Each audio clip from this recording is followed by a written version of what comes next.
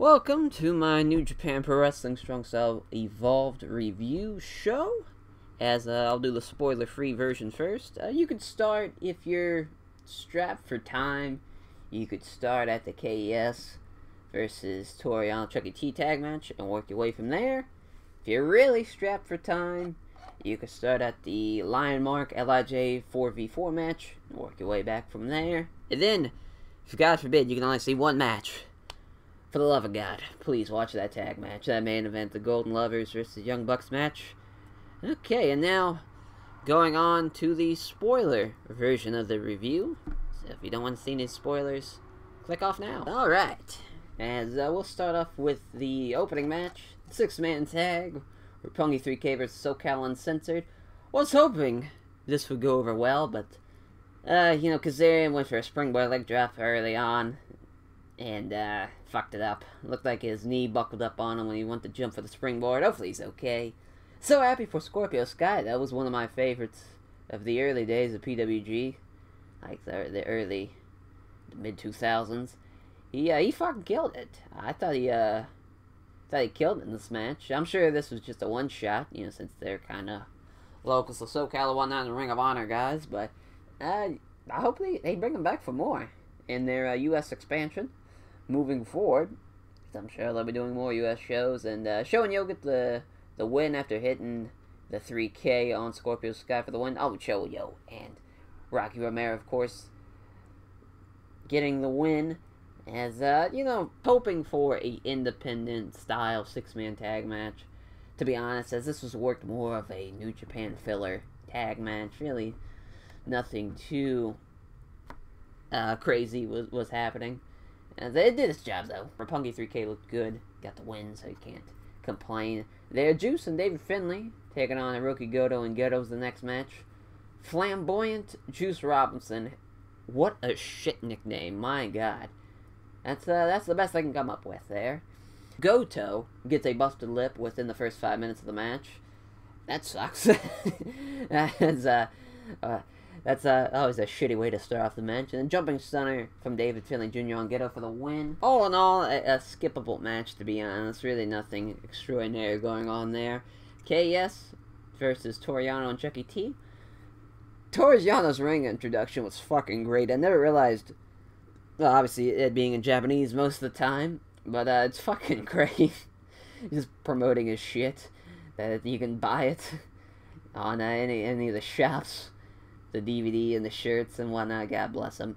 I cannot believe how over Toru Yano was for this crowd. Like, this crowd was all about Toru Yano. That is something I did not see coming, as he was one of the most over guys on the show, to be honest. I'm all about it. He's fucking awesome at what he does, but jeez, I just didn't see it coming. Just did not. Camera misses a tope from Chuck Taylor there. I don't know what the hell happened there. That's I get more in depth that happened later on in the show during a spot with the Will Ospreay Jushin Liger match. But Pounce followed up by a choke slam on Chuck Taylor from Lance Archer. Hell yeah, gets countered into a cradle pin. Holy shit, that was fucking crazy. Like, the crowd popped for it. Like, it was awesome. I did not see that coming. But shortly after that, though, eventually Killer Bomb on the Chuck Taylor for the win. I enjoyed it, though. I thought that was a great put together little match. I thought that could have been a great opener, as the crowd was invested. They gave a shit about it. It was done to its strengths. Anytime Yano and Lance Archer did something, the crowd was invested in it. As then we'll go on to the next tag match. The third one, back to back here. Cody and Marty Scurll versus Guerrillas of Destiny. The whole dynamic of the Cody and Marty Scurll team was great. They played off it so well during the entrance and during the promo. Which Cody cuts a promo in the beginning. Some people in the crowd got behind Cody. Shame. Shame on you people. How do you sleep at night knowing that you support that man?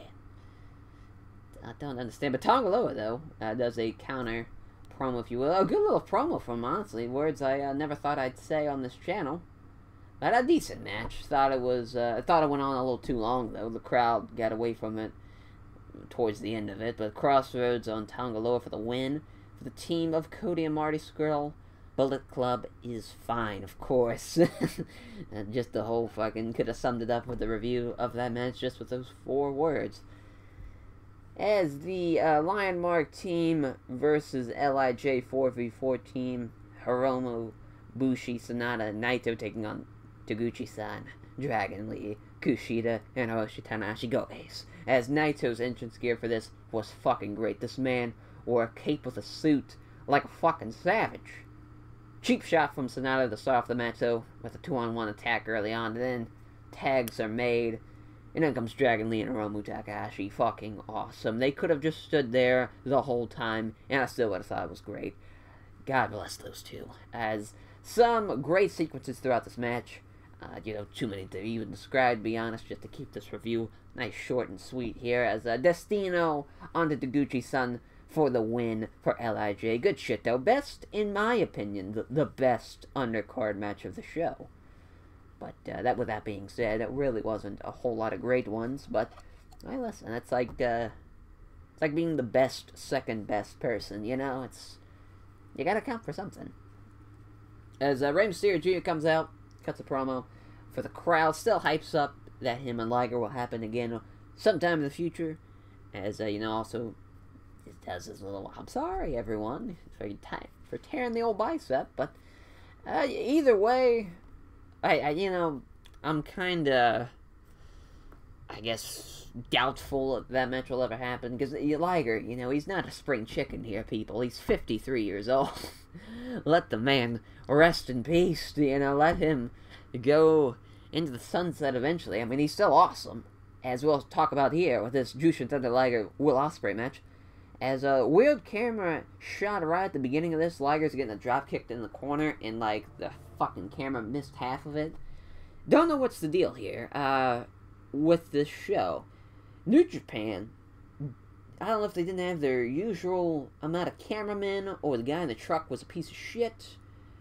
But it sucks, because this was such an important show. Every U.S. show, it's got to be better and bigger. It's got to be all well and good, because really, you're even if they're not directly in competition with the WWE, they always indirectly are, because people will be like, that's the standard bearer for people in the United States, for the casual people.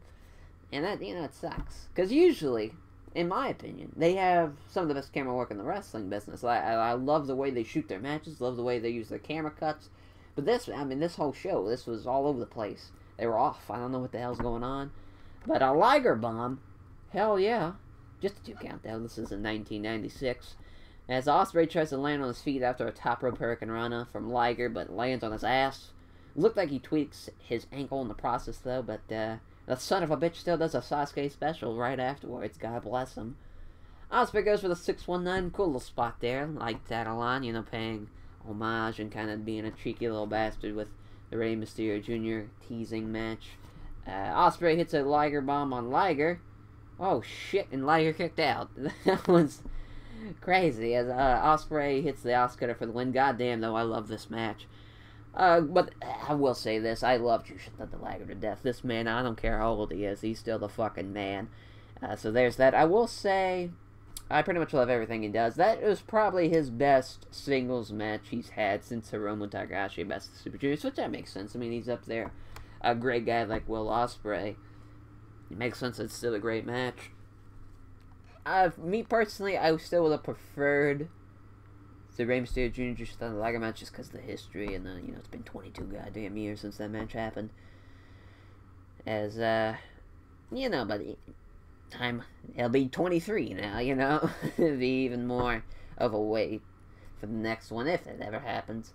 As, then, Ospreay cuts a promo afterwards, puts over Liger, and says he wants to carve his own legacy, challenges Rey Mysterio Jr. to a future title match.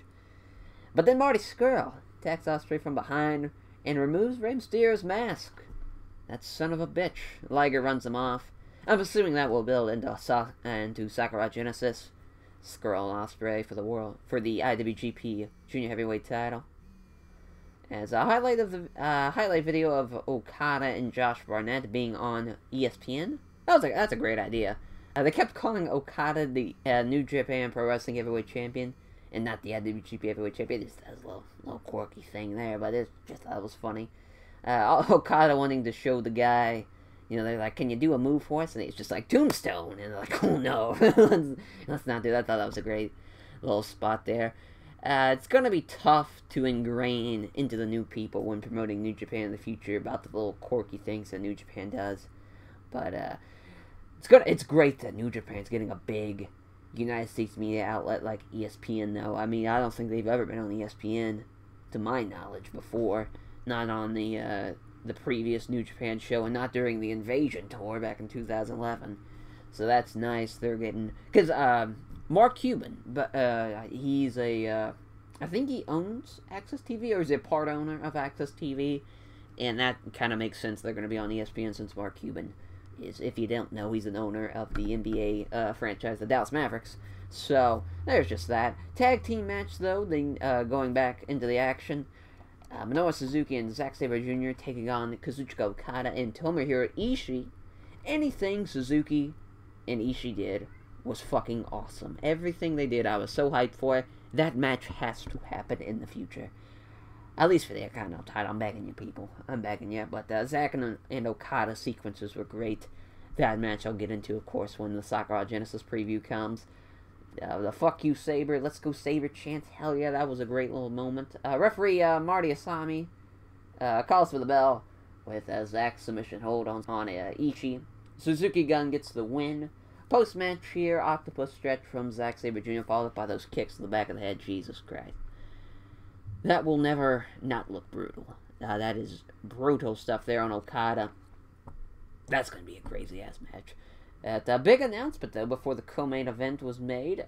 New Japan's going to be going to the Cow Palace in San Francisco on July 7th, 2018 for another G1 Climax special.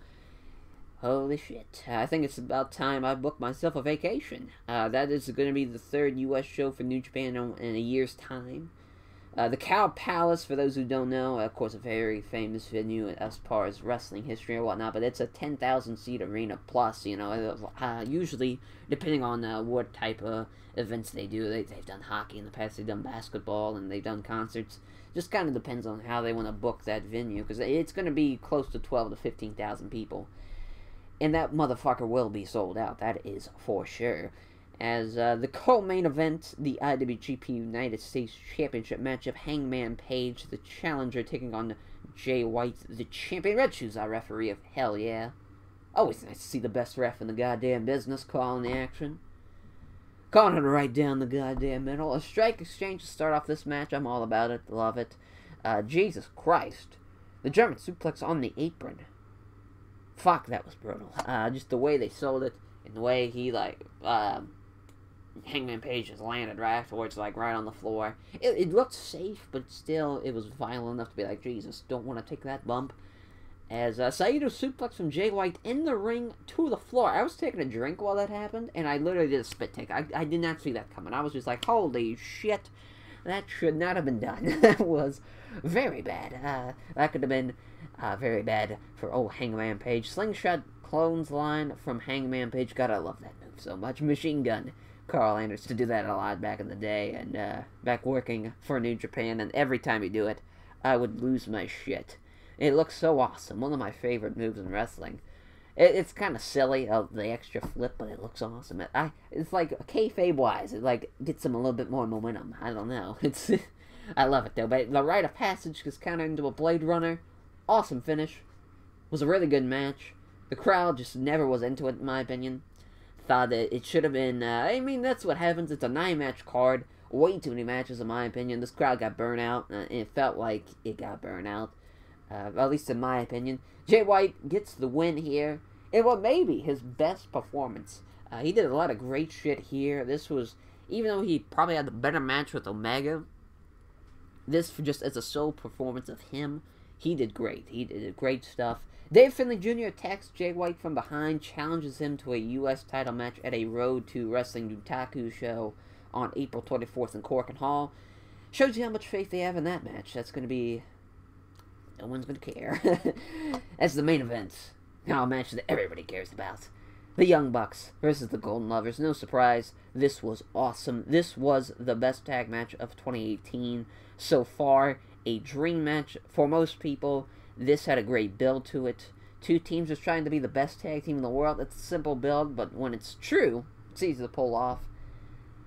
I mean, this lived up to the fucking hype. If I tried to dissect this match like I usually do, it would take probably... it'd be a 40-minute video just on this match alone. This was so good. Everything mattered. Everything was done well. Besides the one little fuck up from the Golden Lovers combo that they do in the corner. The Finley roll into the moonsault into the fucking gimmick. They kind of fucked up. They landed on each other there for a bit. But besides that, it was fucking great. The story development was there.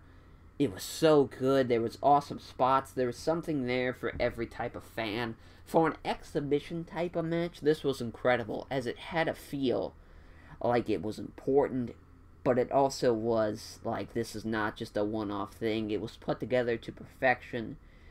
This needs to happen for an IWGP Tag Team title. I know that a lot of times the IWGP Tag Team titles aren't the most prestigious tag team belts in the world. Right now in New Japan, they're not a focal point. But man, if they want to make it a focal point, have this match be a main event of one of those shows. Of a Wrestling Dutaku, of a King of Pro Wrestling, of a Destruction in whatever city it's going to be in show. Yeah, that could be a phenomenal match. Because I think even the U.S. audience didn't give this match justice. The Japanese crowd would have been perfect for it. They would have ate this shit up.